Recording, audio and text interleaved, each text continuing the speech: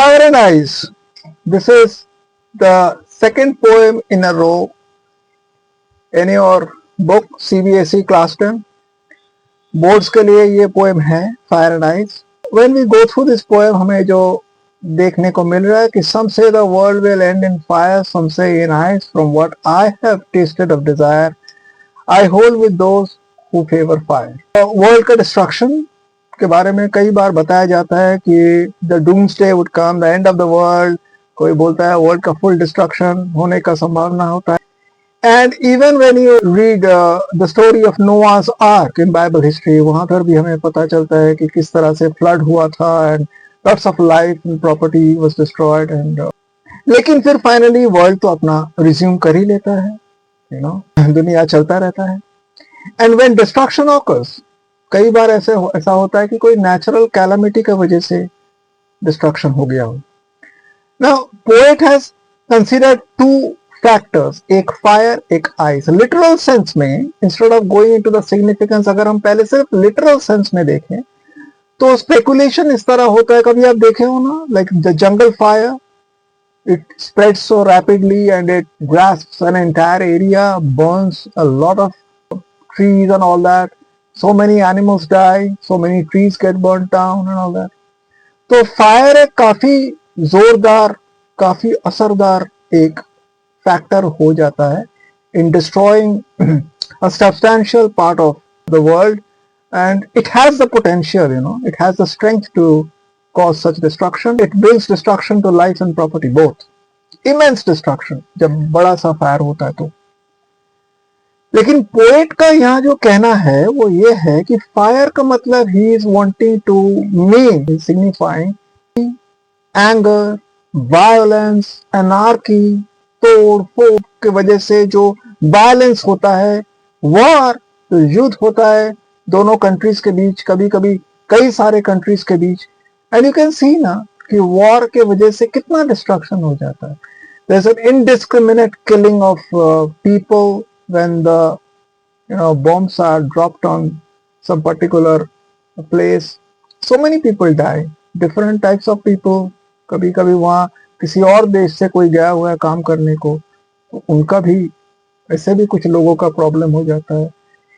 So it's a very destructive situation. तो जो anarchy, जो वायलेंस, जो ये सब जो होता है एंड वॉर, इन सब को मीन किया गया है.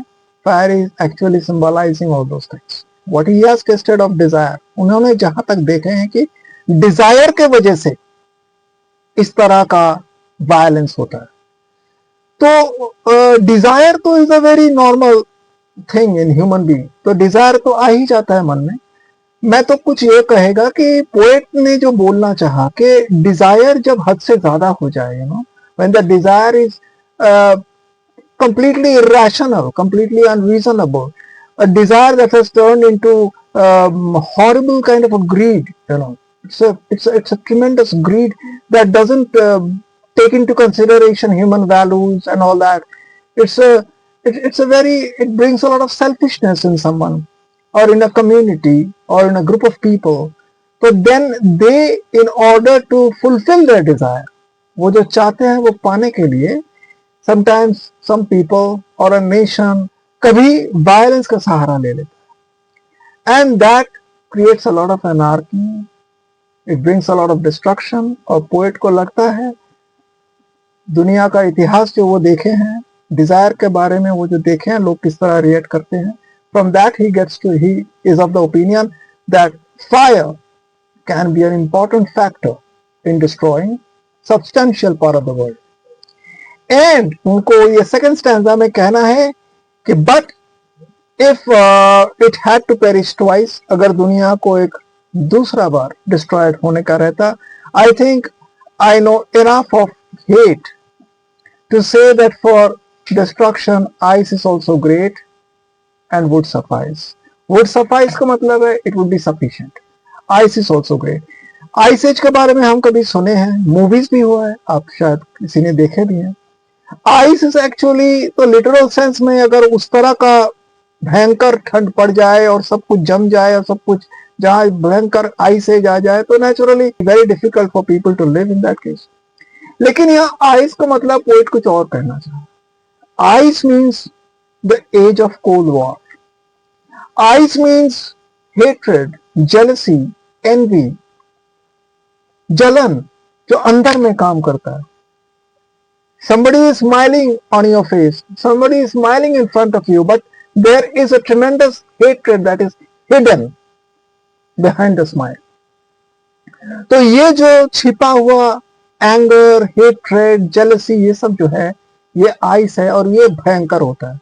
देखिए ये भयंकर, बहुत ज्यादा भयंकर होता है, क्योंकि जब when it is violence, you know who is your enemy.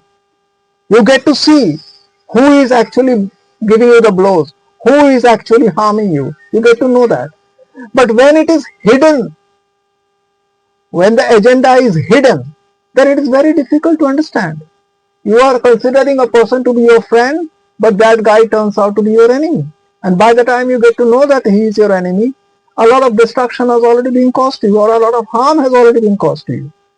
So that is ice basically. Ice is symbolizing all that.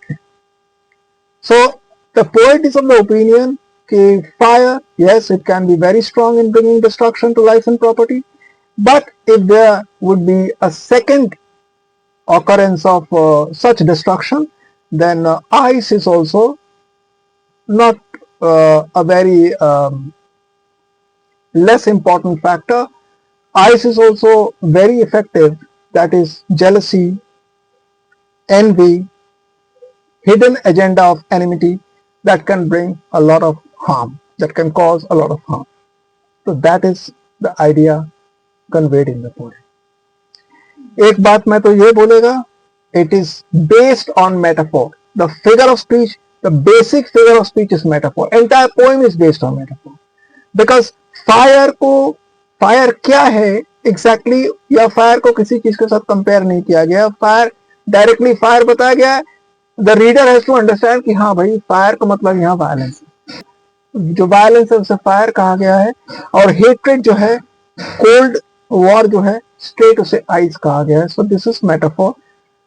Fire का यूज जिस तरह से किया गया है और आइस का यूज जिस तरह से किया गया है. और दो फिगर ऑफ स्पीच आप उनका थोड़ा सा you can look to that also, जिसमें से एक है एलिटरेशन.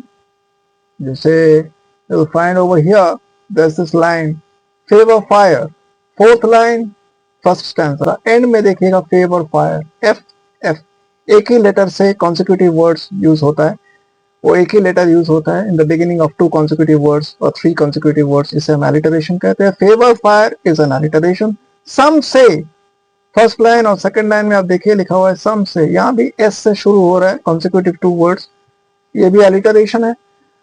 और एक फिगर ऑफ स्पीच हम आपको बताना चाहते हैं, this is anaphora. 2 consecutive lines में आप देखिएगा जो फ्रेज रिपीट हो रहा है. अगर ऐसा होता है कि पहला लाइन में सम से बताया गया, फिर सेकंड लाइन में सम से बताया गया, सो इस तरह का 2 consecutive लाइन्स में अगर एक फ्रेज यूज हो रहा है, ये भी रिपीटेशन हम कह सकते हैं, लेकिन इस तरह फ्रेज का रिपीट होना 2 consecutive लाइन्स में, this we called anaphora. So that's all about the figures of speech. एक मैंने आपको कहा मेटाफोर, एक मैंने आपको क्या बोला, alliteration, and the third one anaphora. You can go through the summary and that will be very helpful to you. So here my friends, I am going through the summary now. देख लीजिए, पढ़ लीजिए, and I'll try to give you some explanation of the lines if I find it really important. But if you need further clarification, please write to me. लिखिएगा, पूछिएगा, and I can guarantee you will get very clear explanation of all that. देखिए, progress and prosperity of human civilization is a gradual process that requires the spirit of unity and brotherhood, besides the consistency of peace and systematic performance. इन सारी चीजों का जरूरत पड़ती है जब हमें progress करना पड़ता है, प्रॉस्पर करना पड़ता है, एक साथ रहना चाहिए, खुशी के साथ रहना चाहिए. तो यूनिटी के बारे में मैंने बताया, brotherhood, peace and systematic performance, यानी discipline in a way. Contrary to this, इसका ठीक उल्टा क्या है, एनार्की, यानी कि mass destruction. Contrary to this, anarchy and violence, bloodshed and war, jealousy and hatred, and the tendency to dilute the system can bring a lot of devastation to an advanced way of prosperous living. Dilute कर देता है, हल्का कर देता है, बर्बाद करता है. It is not only a damage to life and property, but a tremendous setback to the enterprising human race. पूरे मानव समाज के लिए ये भयंकर होता है. The poet, it seems, has had experiences of both the violent disasters brought by a section of people as well as the cold and harsh waves of inhumanity which have eroded growth and the united strength of human civilization in many parts of the world. Human civilization को अंदर से खोखला बनाने की कोशिश करता है और पोएट को ये सब पता भी है, शायद उन्होंने एक्सपीरियंस भी किया है. People hold various opinions to a probable reason that might be responsible for the destruction of the civilization at large. लोग मोटा मोटी एक आइडिया करता है कि क्या हो सकता है, क्या फैक्टर हो सकता है. The poet is no exception. तो पोएट ने भी एक आइडिया लगाया. Still, he would consider it more probable of the fire to be the main cause of such destruction. उनको ये लगता है. This is quite valid, as its logic comes from the fact that the various wars that have taken place as yet, bringing immense loss to a world that strives towards more and more development. तो ये हम देखें.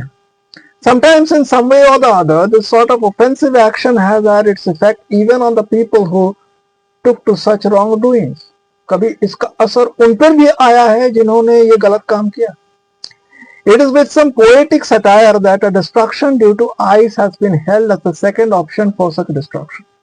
ये थोड़ा satire करके कि भाई अगर फिर भी डिस्ट्रक्शन नहीं हुआ, अगर दोबारा डिस्ट्रक्शन हो, एक थोड़ा सा इसमें सटायर यानी कि थोड़ा सा हिंट दे के बताया गया है. तो although it is only a visual assumption that the world might perish twice, बस एक विजुअल assumption है, वो एक अंदाजा लगा रहे हैं.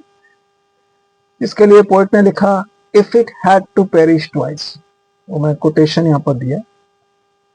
There is a strong underlining message that makes one apprehend, इससे एक आदमी अंदाजा लगा सकते हैं कि that ice that symbolizes hatred and the cold snare of jealousy might turn out to be almost similarly destructive as well.